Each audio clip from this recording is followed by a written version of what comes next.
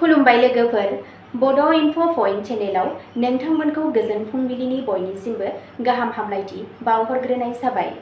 आं दिनै नोंथांमोननि सिगाङाव सानसेनि फानजामुथिनि भिडिअ लानानै फैदों। आसा खालामो नोंथांमोना भिडिअखौ नायना मोजां मोनगोन। दिनै 12 मार्च 2026 मायथाइ एबा 27 फागुन दान 1432 मायथाइ बृहस्पतिबार। गिबियावनो दङ मेष राशि। साननि जागायनाया एसे मुखुबजों जानो हागौ।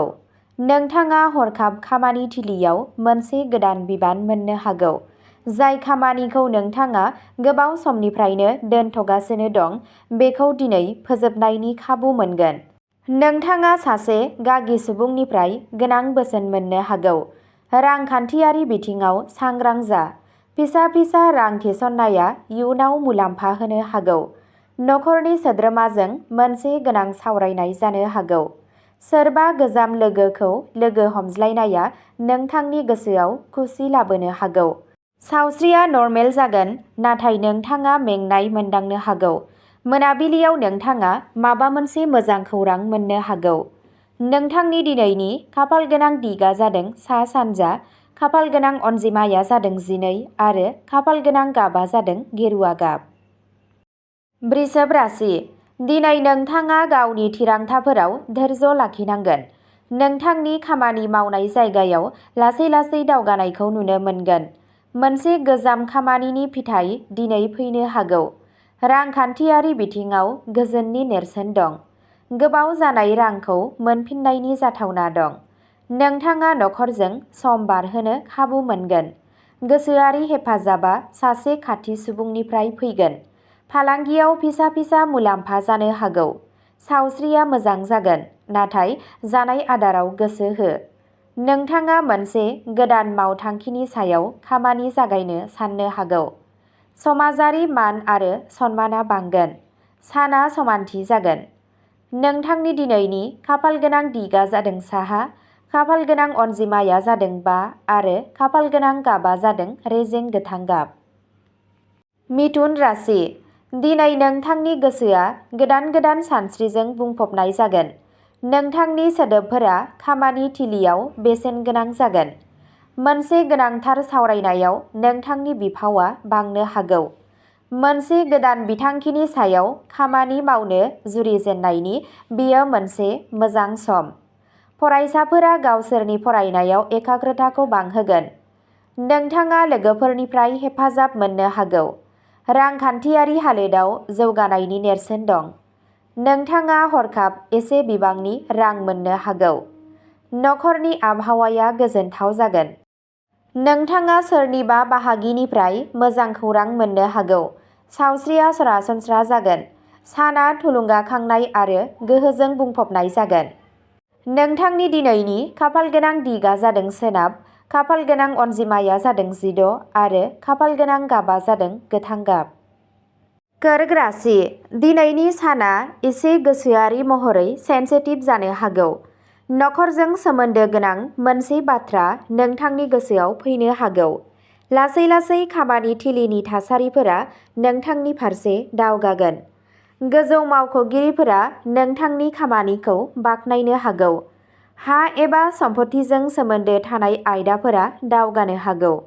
रांखान्थियारि बिथिङाव सांग्रां जा। बिमा-बिफानिफ्राय हेफाजाब मोनगोन।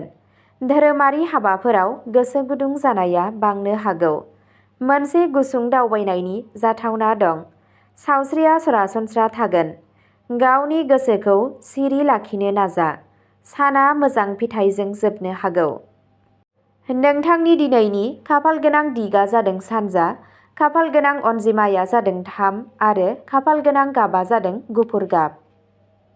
सिंह राशि। दिनै नोंथांनि फोथायथिया नोंथांखौ सिगांथिं दावगालांनायाव मदद होगोन। खामानि थिलियाव नोंथांनि कष्टखौ बाख्नायनाय जानो हागौ। गोदान बिबान मोननायनि जाथावना दं। फालांगियाव गोदान खाबुफोर मोननो हागौ। रांखान्थियारि मुलाम्फानि नेरसोन जानो हागौ। नखराव मोनसे गोजोनथाव आबहावा थागोन। नोंथाङा लोगोफोरनिफ्राय हेफाजाब मोनगोन। नोंथाङा सोरबा गोनां सुबुंखौ लोगो हमनो हागौ। समाजारि मान सन्माना बांगोन, सावस्रिया सरासनस्रा थागोन। मोनसे गोदान बिथांखिनि सायाव खामानि जागायनो हागौ, साना जाफुंसार जानो हागौ। नोंथांनि दिनैनि खाफालगोनां दिगा जादों खोला, खाफालगोनां अनजिमाया जादों 10 आरो खाफालगोनां गाबा जादों सना गाब। कन्या राशि, दिनै नोंथांनि नोजोरा हाबाफोरखौ साजायनायाव थागोन। आद्रा थानाय खामानिखौ फोजोबनायनि बेयो मोजां सम। खामानि थिलियाव लासै लासै दावगानायखौ नुनो मोनगोन। रांखान्थियारि बिथिङाव जौगानाया जाथावना। रां थिसननायनि सिगां सोलोजों थिरांथा ला।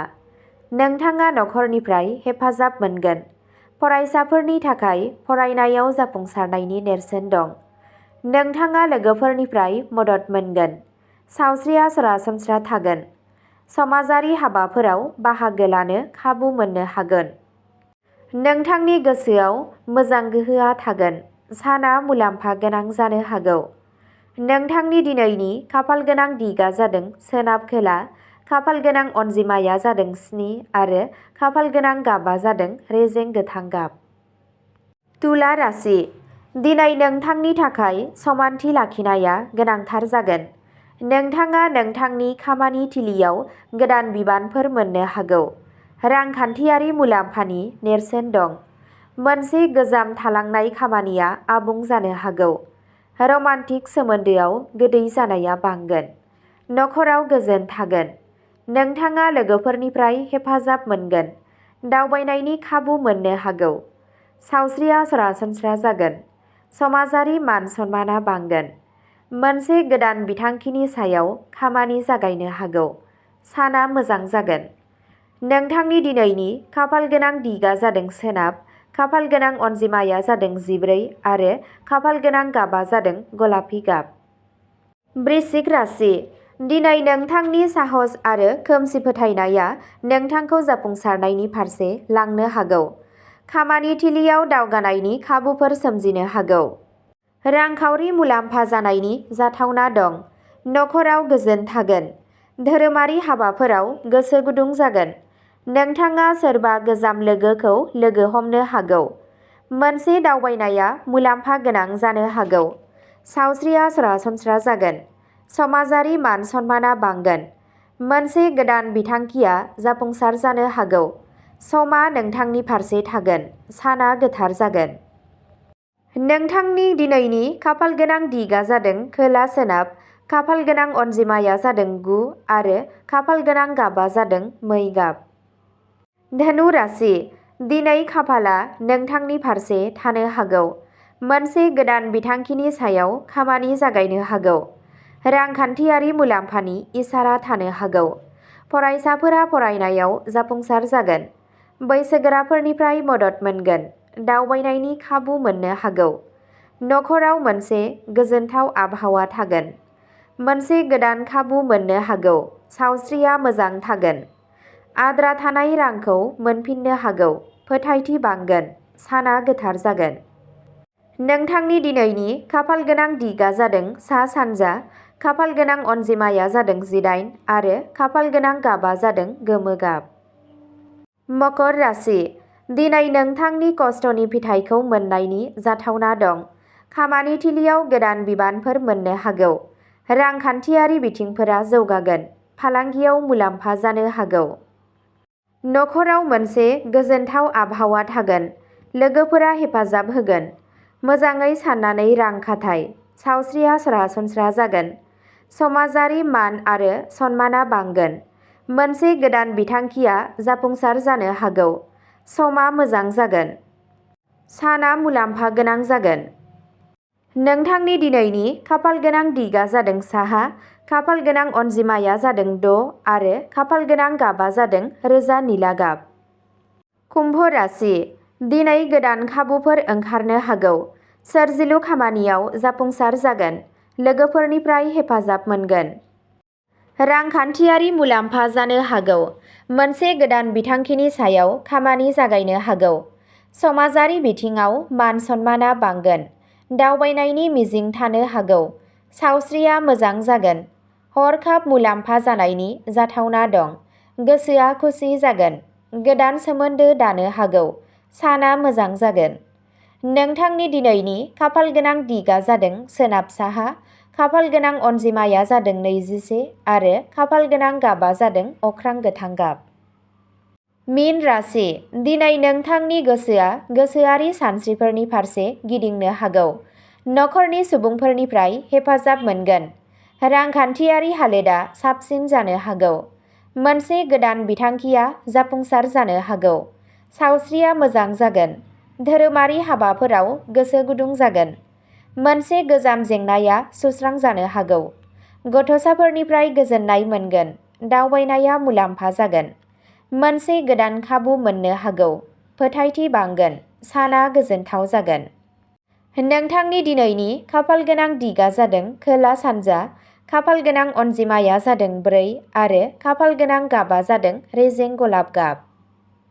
अब्ला दिनैनि राशि फरायथिनाय एबा फानजामुथि फरायथिनाया एसेनोसै। गोजोन्थों।